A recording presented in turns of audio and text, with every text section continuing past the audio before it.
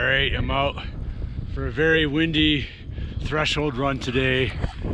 Came across our Rocky Mountain sheep right there. Again, GoPro's not great at this, but nice white, black and white kind of day. I'm gonna walk.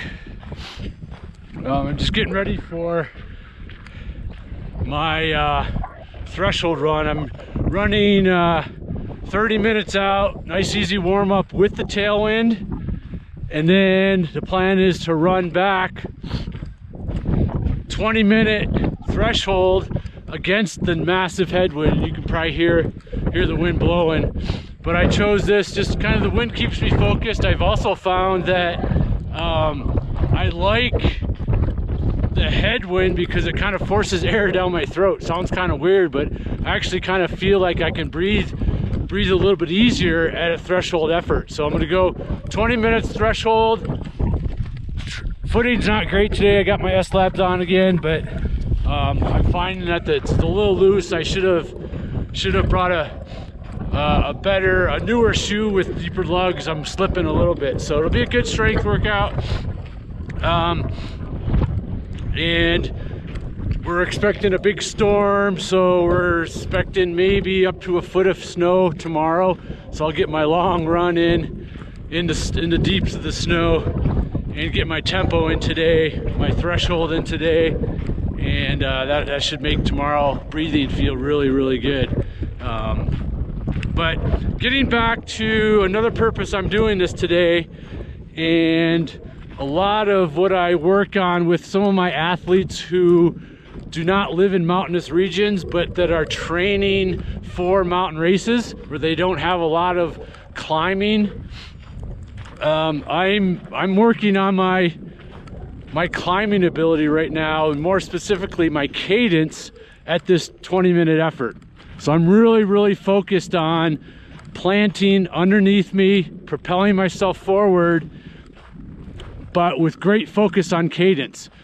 Becoming a better climber, you have to have good threshold ability. So really streamlining that ability to hold right at threshold for a long time on the climb. But since the hill is forcing an incline, we lose our ability to use a lot of our distance per stride for our speed. Okay, so we just, again, because we're working against gravity and the grade of the hill, so we have to, when we're climbing mountains and hills, we have to rely more on our cadence and become efficient with a higher cadence, because that's where we're going to get a little bit more of our speed. Because again, we can't necessarily extend our distance per stride as easily on hills. Okay, so right now, dead of winter, I'm preparing myself for the spring when I can't necessarily do a lot of climbing with the snow. So I'm gonna try to really focus on keeping a 90 cadence or 180 cadence, depending on how your watch calculates it.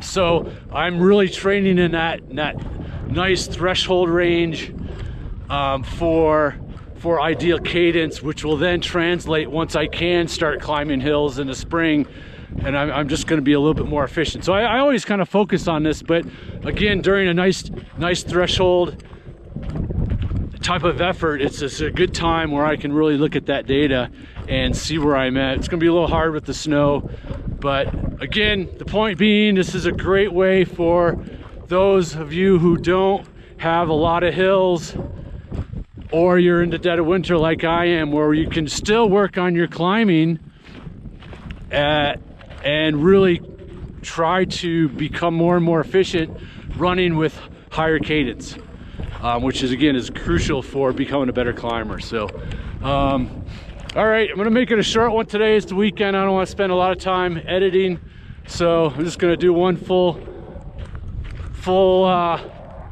talk here, and I'm gonna turn around, You can start to see the weather's blowing in from the south. It's always windy here. So, all right. Hope you're having a great weekend of running, and we'll see you next time. Thanks for stopping by and watching. I appreciate it. See ya.